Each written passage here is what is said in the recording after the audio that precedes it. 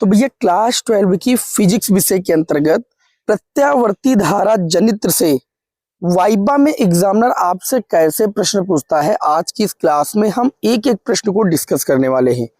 देखिए, जिन विद्यार्थियों ने प्रत्यावर्ती धारा जनित्र को चार्ट पेपर पर बनाया है उनका वाइबा तो भैया बहुत अच्छा होने वाला है, क्योंकि इससे संबंधित जो भी एग्जामिनर वाइबा में प्रश्न आपसे पूछेगा वो आप सभी लोगों के लिए आसान होंगे। ठीक है, तो आप सभी लोग इस क्लास को अंत तक जरूर देखिएगा, जिससे आपका जो वाइबा है बहुत ही अच्छा हो और आपको 30 में 30 नंबर मिले। चलिए भाई, देखते हैं पहला प्रश्न। पहला प्रश्न आप सभी लोग यहाँ पर देख सकते हैं अपनी स्क्रीन पर कि प्रत्यावर्ती धारा जनित्र क्या है। सबसे पहला प्रश्न एग्जामिनर का यही होता है कि आपने जो बनाया है ये क्या है, प्रत्यावर्ती धारा जनित्र क्या है। तो आप कहेंगे कि यह यांत्रिक ऊर्जा को विद्युत ऊर्जा में परिवर्तित करने वाला एक उपकरण है।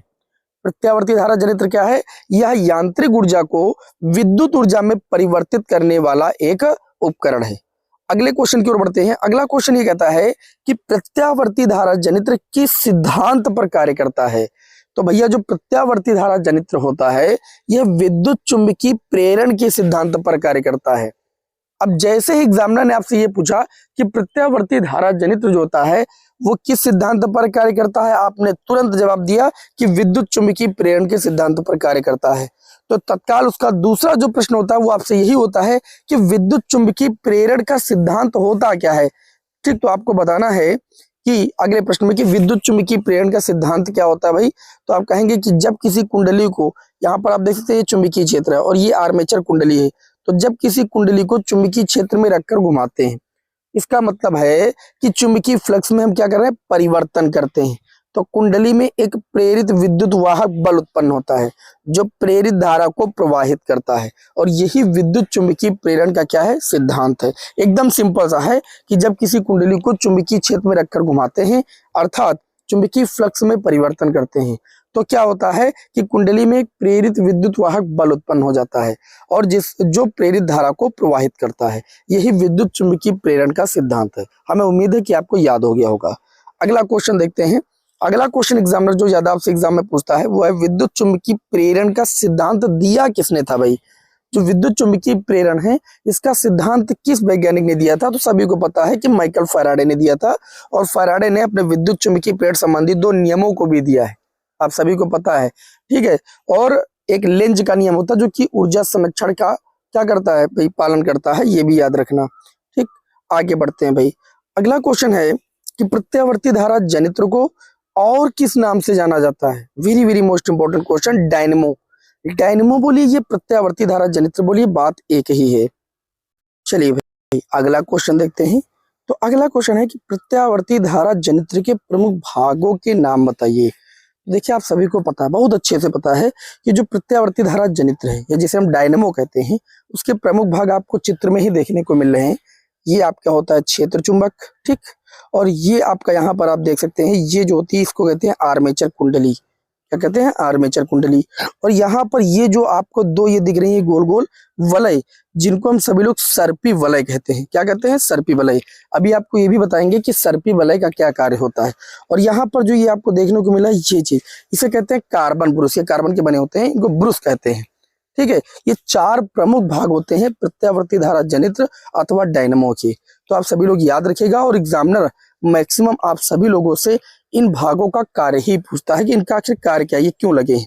ठीक, और ये कार्बन के द्वारा, यहाँ पर देख सकते हैं आप सभी लोग, ये जो कार्बन के द्वारा तार गए हैं, इन्हीं तारों के बीच में हम सभी लोग क्या करते हैं, जिस भी चीज को हमें चलाना होता है ठीक विद्युत द्वारा, वो हम जोड़ देते हैं और उसमें हमको धारा प्रवाहित दिखने लगती है।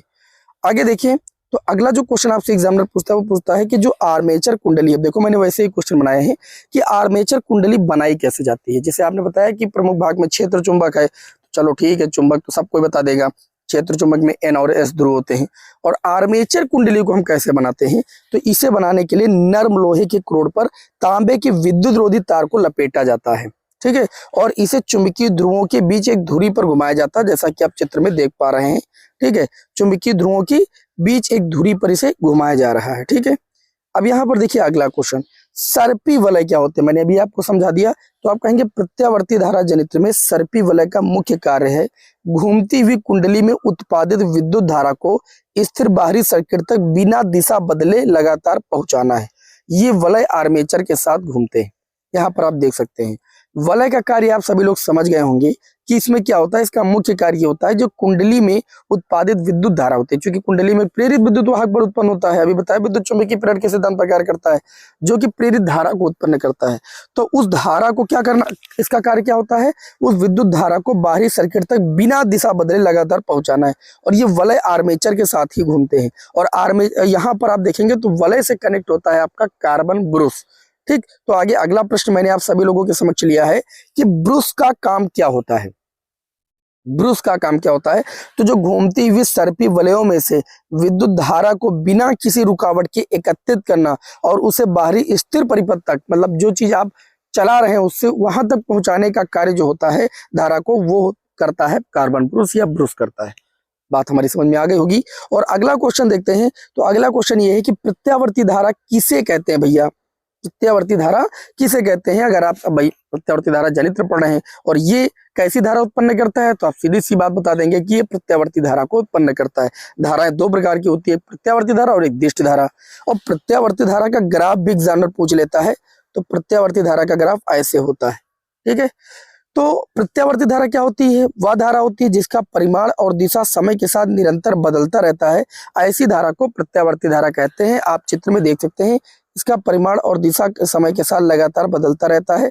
इस धारा को हम लोग प्रत्यावर्ती धारा कहते हैं। दिष्ट धारा होती है जिसका परिमाण और दिशा समय के साथ नहीं बदलता है, इसे दिष्ट धारा कहते हैं। दिष्ट धारा का ग्राफ कैसे बनता है, एकदम सीधी रेखा।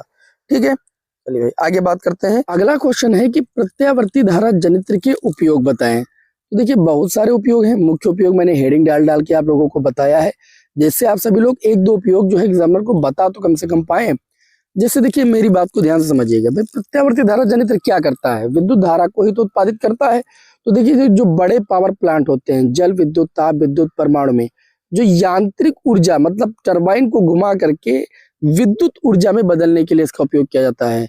और घरेलू और औद्योगिक आपूर्ति में घरों, कार्यालयों, कारखानों को बिजली पहुंचाने के लिए भी इसका उपयोग किया जाता है। बैकअप पावर, अगली हेडिंग, अस्पतालों, डेटा सेंटरों, महत्वपूर्ण स्थानों पर बिजली जाने पर बैकअप के लिए इसका इस्तेमाल किया जाता है। आपने देखा होगा कई घरों में जो है जनरेटर की सुविधा होती भी है। ठीक है, बिजली जाने पर वो उसका उपयोग करते हैं। कारों और अन्य वाहनों में बैटरी चार्ज करने और बिजली की जरूरतों के लिए भी इसका उपयोग किया जाता है। भाई जाहिर सी बात है, हर जगह पर बिजली की जरूरत के लिए ही इसका इस्तेमाल किया जाएगा। ठीक है, तो इस तरीके से आप सभी लोगों को प्रत्यावर्ती धारा जनित्र या डायनमो से रिलेटेड टॉप 10 क्वेश्चनों को बताया गया, जो प्रैक्टिकल वाइवा में एग्जामिनर आपसे पूछता है। मैं आपको बता दूं, एग्जाम अगर आप ये चार्ट पर बनाकर लेकर जाते हैं तो एग्जामिनर आपसे सिर्फ ये जो क्वेश्चन मैंने, जैसे ब्रश क्या है, ब्रश का कार्य क्या है, सर्पी वलय का क्या कार्य है, आर्मेचर कुंडली कैसे बनाई जाती है, या विद्युत चुंबकीय प्रेरण का सिद्धांत क्या होता है, ये सब छोटे मोटे प्रश्न आपसे एग्जामिनर करेगा। और जाहिर सी बात है कि आप सभी लोग ये सारे क्वेश्चन बता लेंगे। ठीक है, क्योंकि आप सभी लोगों ने इन प्रश्नों को देख लिया है। तो क्लास कैसी लगी मैं कमेंट बॉक्स में जरूर बताएं। और चैनल पर नए हैं तो चैनल को जरूर सब्सक्राइब करें, क्योंकि बोर्ड एग्जाम की बेस्ट से बेस्ट तैयारी आपको कराई जाती है। ठीक है, चलिए नेक्स्ट क्लास में आपको मिलते हैं। जय हिंद, वंदे मातरम।